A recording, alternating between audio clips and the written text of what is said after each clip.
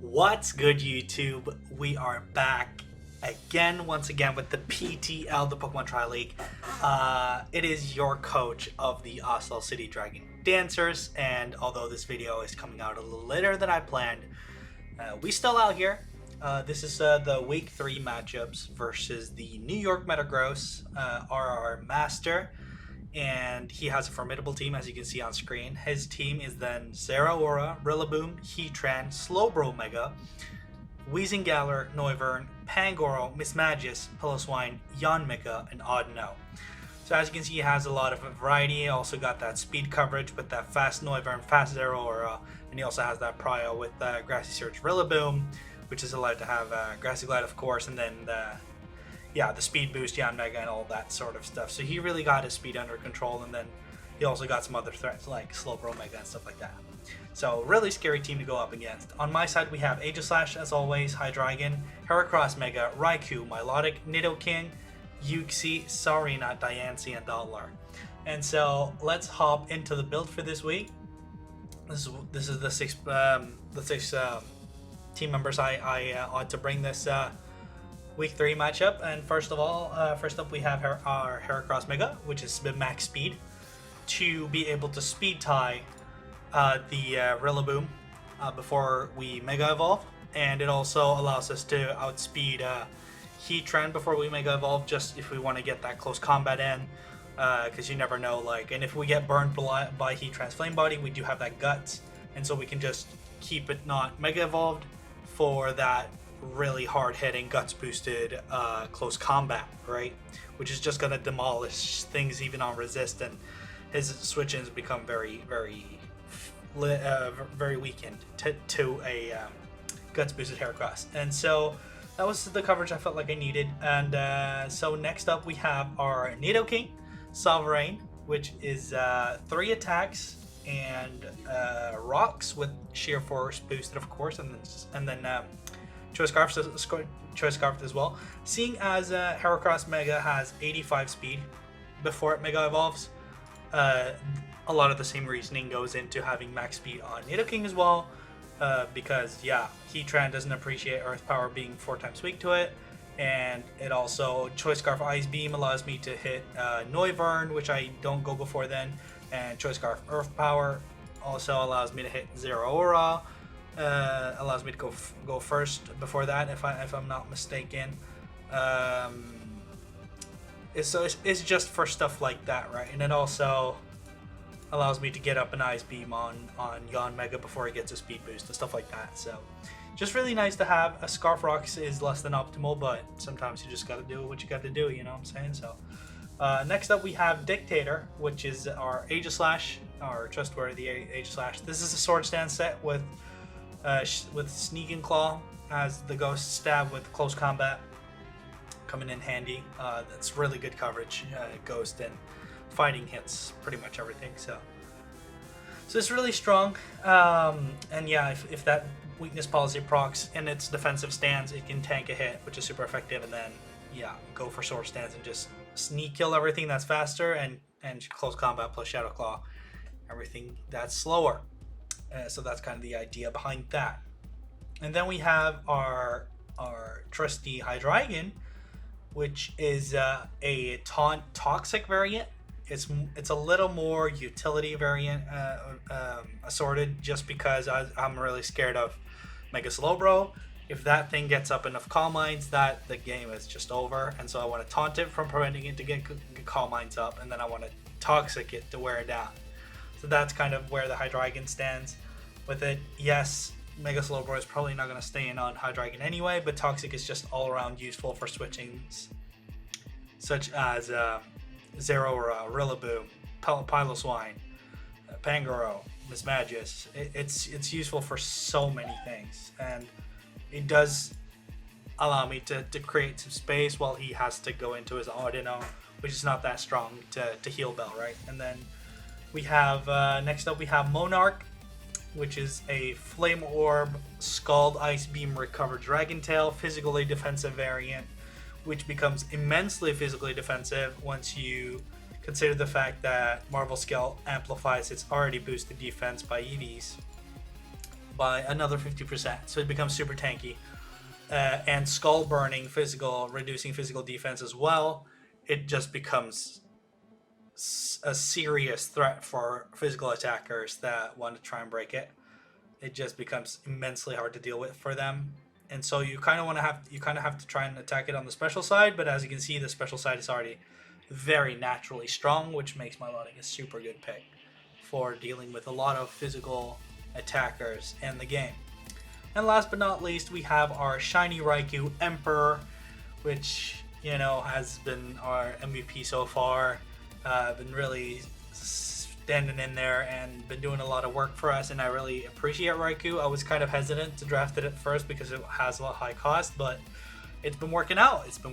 So can't really complain, can we? This is a Calm Mind sub variant with Thunderbolt and Aura Sphere, just to get that coverage. You know, Piloswine doesn't, you know, it's not really bothered by electric because it's immune to it, so I need something to hit that with. And so we have Aura Sphere, which also hits Heatran for super effective, and Pangoro for super effective. And it's also something to hit Zeraora with, because that's immune to electric as well with its ability Volt Absorb. So just all around kind of goodness, because we have Stab to hit that Mega Slowbro. And that is our team for week 3, and let's hop right into the battle. So here we have the battle ahead of us, and I was really scared for Slowbro Mega. It didn't come, which is, I'm really happy for that.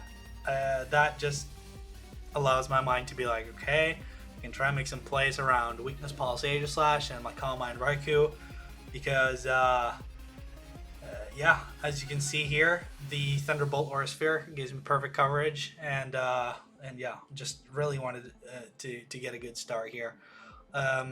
So we start off with the Hydreigon, which is kind of like a very safe start, because if he wants to go, say, Piloswine, right, then we can taunt it and prevent him from getting Rocks up. Or if he has Toxic, we can also prevent him from doing that, which would be really detrimental, seeing as we didn't bring Heal Bell this time, right?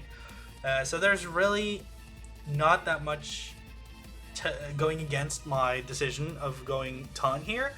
The reason you don't want to Taunt is because, as you can see, I go for the Taunt, and then he drops an Icicle Crash, right? Ice versus Dragon, super effective. And that's 75% of my Hydreigon gone, which is really bad, but at the same time, this Taunt is really crucial. And I'll show you why. This Taunt right here means he has to go for something like an Icicle Crash again. If he goes for a Ground move, I am a Levitator, which means I'm immune to Ground. And if he goes for an Ice, I can swap to Milotic, which resists Ice and doesn't really mind taking a Ground type hit from something like a Piloswine anyway.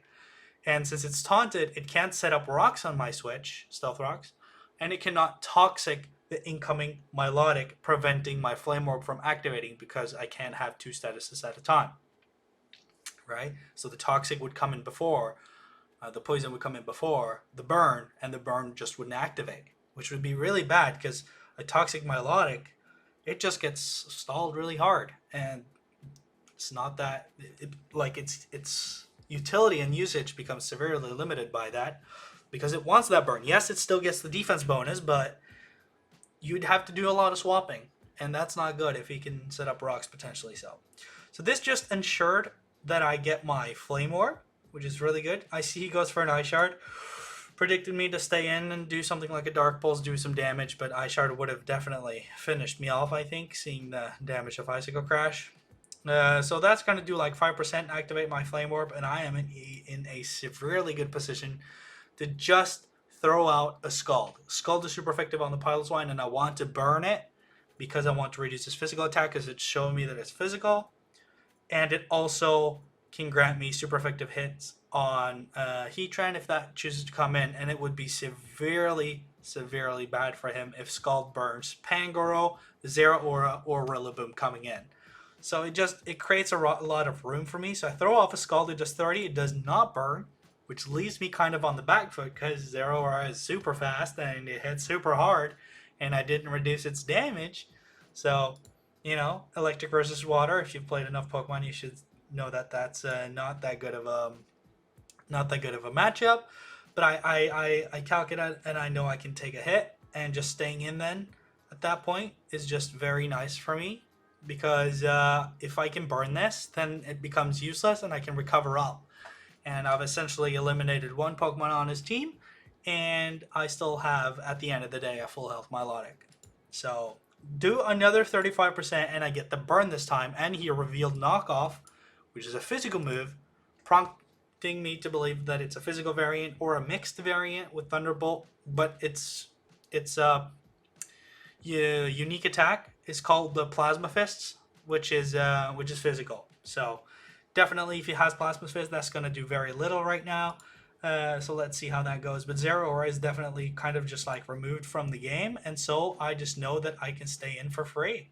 And either I can recover off, or go for another Scald, trying to attempt to burn on something else coming in. You know, because Scald is in death range right now. He's at 28%, and it did 35. So definitely, he goes hard into Rillaboom, sets up the Grassy Surge, and he procs his item, which is Grassy Seed, which says that when it's in terrain, that is consumed to give him a defense boost, right? And so I choose to go for a recover. I go for the safe option. You know, I want to make sure that my Milotic is healthy, because that burn is taken away at me every turn, and so I have to make sure that I'm healthy enough to take the hits that I want to without dying. It's really important. And so I go to the calculations, right? Which is really funny. This calculator is really funny, right? This Milotic versus a grass type, which is really strong to begin with, in its own terrain, which boosts grass types by, what is it, 30%? I think it's 30% because it got nerfed, I believe. So I think it's 30%. That's gonna do a lot of damage. And if he has Woodhammer, I am dead. I've just accepted that fact. If this Rillaboom has Woodhammer, this Milotic drops from 100, and that's just how it is, right? But I wanted to test the water, because first of all, I don't have any good switch-ins to this. I just don't have any good switch-ins to this. And second of all, I live Grassy Glide. Yes, Grassy Glide is super strong, and it's gonna do a lot of damage, but I live 1. Which means when he goes for a Swords Dance or a Grassy Glide, I can Dragon Tail. I have to hope it doesn't miss. It's not 100% accurate, but if it hits, I punish a setup option like Swords Dance, or I just get him out, which removes his defense boost from Grassy Siege, which means that he has no item now, and it also stalls a turn of terrain. A terrain turn that's not being used for anything other than healing me, which is really good for me. Dragon Tail hits, swaps, gets out the Heatran. And, you know, going from grass versus water to fire versus water is not really that good for him. So, we just in here. Full health versus full health, stall the turn. He does reveal to have rocks on the Heatran. Not really much I can do about that.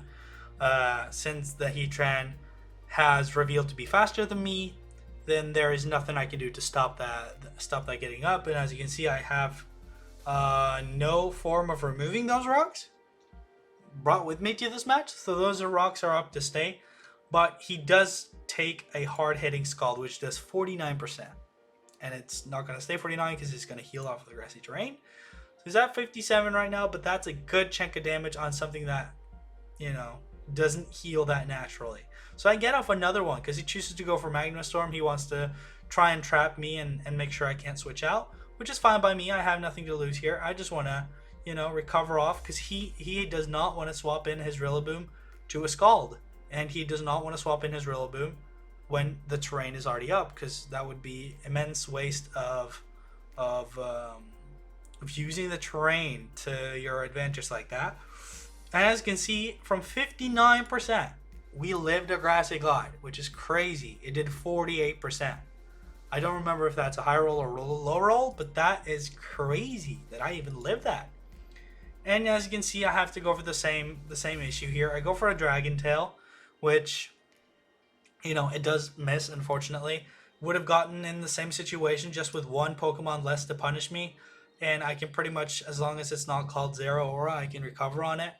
And even then, I can... and even then, I have a full team in the back. I haven't been put to use. Well, I have a damaged Hydreigon, but even still. I have a lot of other members I can play with. So that Dragon Tail miss is super unfortunate, but he does get super greedy here. He does get super greedy and goes for a Swords Dance. Resets the situation. Why would you Swords Dance when you've already revealed Dragon Tail? I mean, you ask me, I ask you, right? So Weezingale comes out. And so he goes back into Rillaboom. He's like, okay, I'm not going to do that anymore. But that's a turn I can punish with Recover, and we reset the situation. But now he is risking the he's not only could he be risking Scald Burns or Ice Beam Freezes, but I'm just resetting the situation. Get him out and stall turns of Grassy Terrain while it heals me. He does get the Confusion on the Strange Theme, which is, you know, unfortunate. I don't want to risk the confusion. So I go out into my Nidoking and I reveal that I'm Scarfed, but I don't want to lock myself into Earth Power if I don't have to, because his Weezingale is revealed to be Levitate. So I don't want to lock myself into something that's immune. He does go Pilot One here, and it does give me another chance to recover. Another chance to recover. And I get Grassy Terrain Heal, and I just know that if I either, one, hit him with Ice Beam, I do a ton, it's a 2-hit KO, or two, I hit him with a Skull, I can burn him, but I also want to make sure that as long as I can go for a Dragon Tail without getting punished, that's going to stall those turn of Grassy Terrain, and he's having less and less options to deal with me, which is super good for me. And so I don't really lose anything by going for Dragon Tail, because I can recover. I have a lot of PP on it, but Ice Beam and Skull wouldn't have been that bad either, but you kind of have to get those secondary effects for it to be fully worth it. It comes into reset, and that's when I go for a Skull, because I know I can afford to live a hit at this range of percentage. Doesn't burn, unfortunately. That would have been super massive if I got that burn, but we reset the situation. I just get my Dragon Tail, and it kind of just like it's kind of stalling in a way, but at one point I am going to go empty from recovers, and that's just the way it's got to be. But until then, Grassy Glide Dragon Tail, that's the game we're playing, you know. And none of us are really gaining from this. I'm losing PP, but at the same time, I'm not losing any Pokemon, or I'm not losing any momentum by doing this. And so I'm just waiting for an opportunity where Milotic is at health like this, where I can tank one Grassy Glide, go for a damaging move, and then Dragon Tail him out after. Something like this. Get the Ice Beam, get a lot of damage, and then the freeze. The freeze is unfortunate. It's very unfortunate.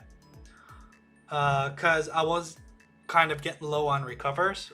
But at this point with Zero Aura and Heatran down, I'm not really worried at all. You know what I'm saying? Because I still have my Scarf Nidoking in the back.